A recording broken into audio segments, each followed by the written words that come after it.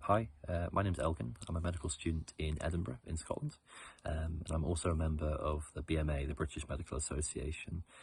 Sorry I can't be at the event in person, and for the informality of this video, but hopefully I can give you a really brief update on what's happened in the BMA recently regarding Palestine. So for those who don't know, the BMA is the trade union for doctors and medical students in the UK. It has just under 200,000 members. So it's pretty big, and it's a really important lobbying voice and professional voice for doctors. It lobbies people like the government in the UK, the medical royal colleges, employers like the NHS, and also it's on the world medical stage. It's a member of the World Medical Association, and it comments on international issues. So its position on Palestine is really, really important. Unfortunately, it's had a really weak position on Palestine until recently.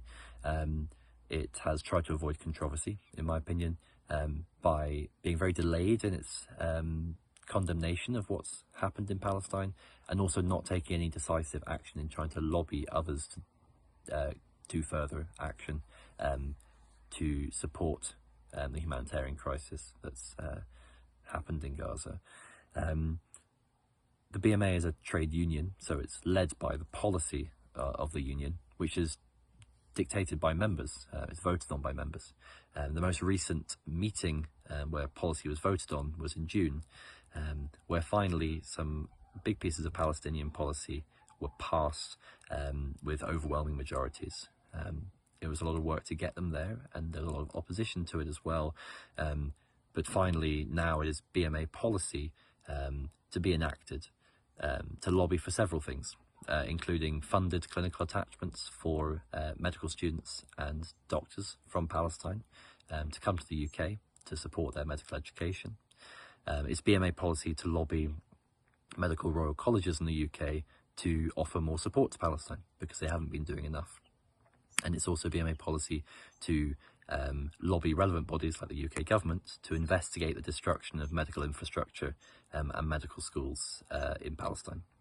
There's a few more things, but the overarching point is that the BMA is hopefully now turning a corner in taking positive action to support Palestine, which for me is a really important thing as a BMA member. And it's the union is the biggest voice of doctors and medical students in the UK. So for the BMA to have a strong stance on it is important, and shows that doctors in the UK stand by Palestine. Lastly, as a medical student, can I express solidarity with Palestine and medical education and the medical profession in Palestine. Medical students in the UK have felt really strongly about what's happened in Palestine. In Edinburgh alone, medical students have organised vigils and protests about Palestine. And across the UK, students in universities have started protest encampments to try and encourage their universities to divest from complicit companies who are complicit in the humanitarian crisis in Gaza. So thank you very much, and I hope the event is good.